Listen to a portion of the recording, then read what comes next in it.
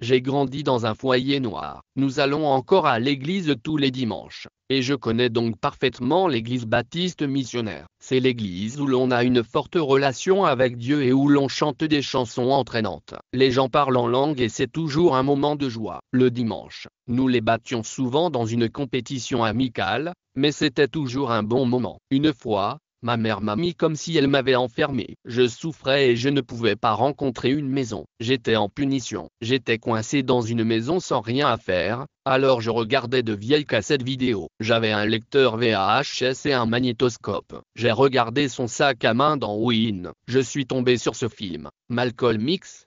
J'avais entendu parler de Malcolm X, mais j'ai été surprise de constater que mon école, une école publique, ne m'avait pas appris grand-chose sur lui. On m'a beaucoup parlé de Martin Luther King, d'autres activistes et de pacifistes. Je n'avais jamais vraiment appris grand-chose sur Malcolm X. Je n'avais jamais appris grand-chose sur Malcolm X, alors j'ai décidé de regarder cette vidéo. C'est un long film, alors je l'ai ouvert et je l'ai regardé jusqu'au bout. Je me souviens d'avoir été un peu choqué à la fin. J'étais choqué parce que Malcolm n'a jamais vraiment été chrétien. Il a fait tout son travail au nom d'Allah. Il a fait son travail au nom de l'aide aux gens. Il était musulman. Mais le problème était que j'étais chrétienne. J'avais appris que si l'on n'acceptait pas Jésus dans sa vie comme Seigneur et Sauveur, on allait en enfer. J'ai regardé Malcolm et j'ai dit, eh bien, Malcolm croyait en Dieu. Je crois en Dieu, mais il ira en enfer parce que même s'il croyait en Jésus comme je crois en Jésus, pour moi à l'époque, c'était logique.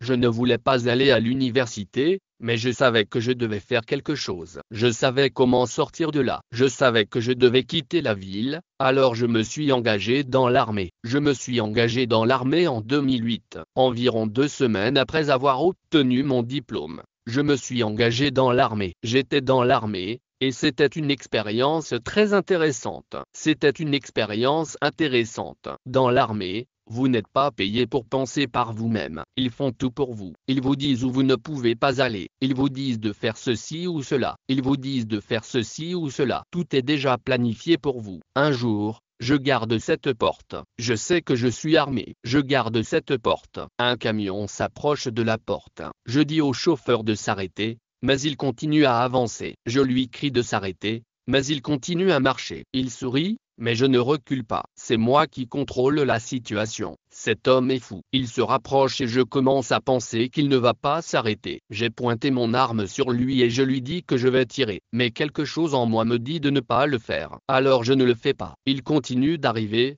puis il présente ses papiers. Il dit que c'est bon. Je lui ai dit qu'il ne pouvait pas entrer dans le jeu. Il n'était pas le bienvenu. Je pointais une arme sur lui. Il aurait dû s'en douter. Il m'a regardé et m'a dit, vous auriez pu me tirer dessus. Son anglais est très approximatif. Il a souri et a pointé son doigt vers le ciel. Il dit, je n'ai senti qu'un regard. Dans ma tête, je me dis, d'accord, mec, peu importe, tu as des problèmes. Tu sais, je veux dire, tu ne peux pas être ici à défier les armes et tout ça. Ton voyage est terminé, c'est ça? Je suis donc revenu en Californie en octobre 2011 et j'ai fait ma shahada à Farouk parce que je connaissais un gars qui y allait à l'époque et que j'avais rencontré par l'intermédiaire d'autres amis qui y allaient aussi à l'époque.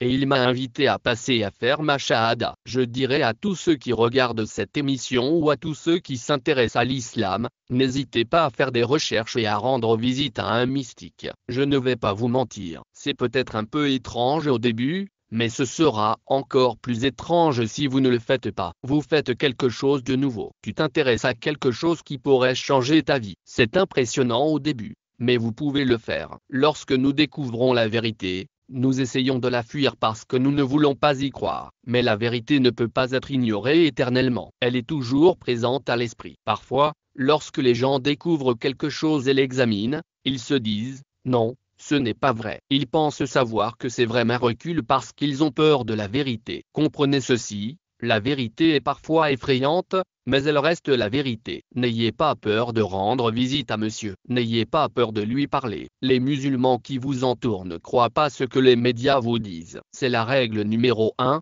ne croyez pas ce que vous disent les médias. Ne laissez personne vous dire qu'ici et les talibans représentent l'islam. C'est comme dire que le KKK représente le christianisme. Tout le monde sait que ce n'est pas vrai. Ne laissez personne vous dire ce qu'est l'islam tant que vous n'avez pas fait vos propres recherches. Faites vos propres recherches.